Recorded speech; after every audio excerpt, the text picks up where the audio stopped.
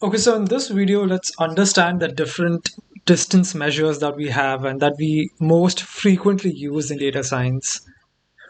Let's start with, okay, let me just draw a simple plot here. This is one data point x1 and this is another data point x2, right? And we know that the columns of a data set are the features. So I'll make the x-axis as one feature and I'll make the y-axis as another feature.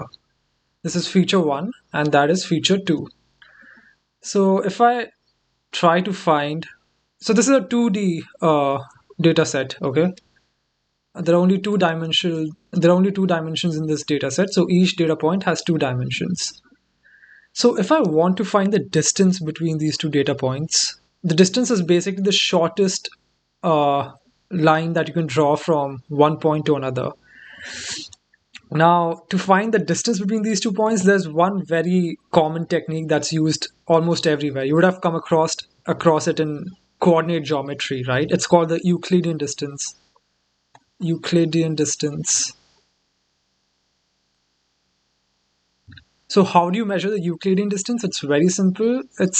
I'll call it E of x1 comma x2. That means Euclidean distance between x1 and x2. It's given by the under root of x1, the first feature, minus x2, the first feature, the whole square, plus x1,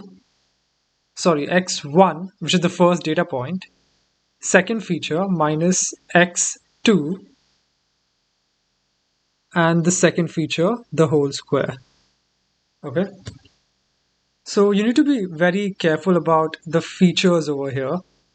That is basically the place where people have problems. So the first number over here tells me what data point I'm using, and the second number tells me what feature I'm using. Okay, so over here there are only two data points, and there are two features. So this is what the Euclidean distance would look like. So if I have to generalize this, I can write this as the sum of I equals 1 to n, where n is the number of features. I can write this as x1i minus x2i, the whole square, and the entire thing is under a root. Okay, this is the formulation for my Euclidean distance. Now it's important to note here that the Euclidean distance is also called the L2 norm. Okay, just remember this when we when we see the different machine learning algorithms like logistic regression and the others, we will see where L2 norm is used and where L1 norm is used.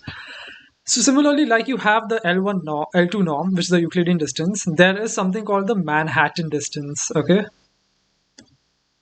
Manhattan distance, and the Manhattan distance is also called the L1 norm. Okay, so what is the difference between L2 norm and L1 norm? So if I want to find the Manhattan distance, I'll call it M of x1 and x2.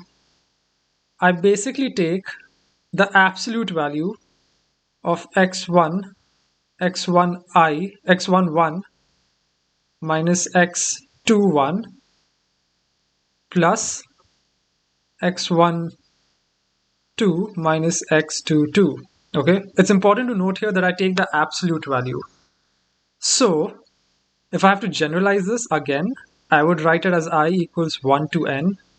I over here is the number of features, and x1i minus x2i. Okay, this is the Manhattan distance. It's also called the L1 norm.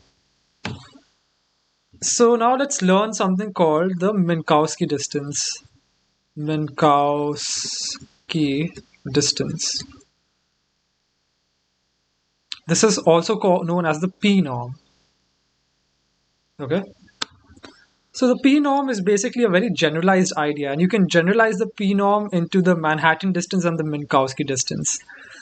So in general, the P norm is given by sigma I equals 1 to n x1i minus x2i the whole to the power p, okay, to the power 1 by p. This is the Minkowski distance between 2 points. Minkowski distance between 2 points x1 comma x2, and the p over here, the value of p over here can be anything. Okay, it can be 1, 2, 3, 4, 5, 6, 7.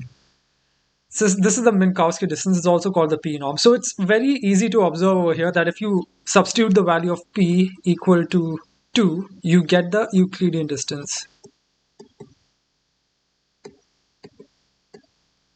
Right? And if you substitute the value of p as 1, you get the Manhattan distance. Okay? So that's p equal to p equal to 1. Now p cannot be equal to 0 because the 1 by 0 means nothing. You can't have a power that is 1 by 0. So p cannot be equal to 0. This is a condition for Minkowski. That p is always has to be greater than 0. So these are some of the distance measures that we've learned, and they're used very often in machine learning, especially when you learn this thing called logistic regression. You'll understand why L1 norm and L2 norm are very important. So that is the Minkowski distance. Now there are over hundred of different distance measures in the realm of data science and mathematics. There are so many of them, so many of them. But we'll just concentrate on these three: the Manhattan distance, Euclidean, and the Minkowski distance. So I'll stop the video here.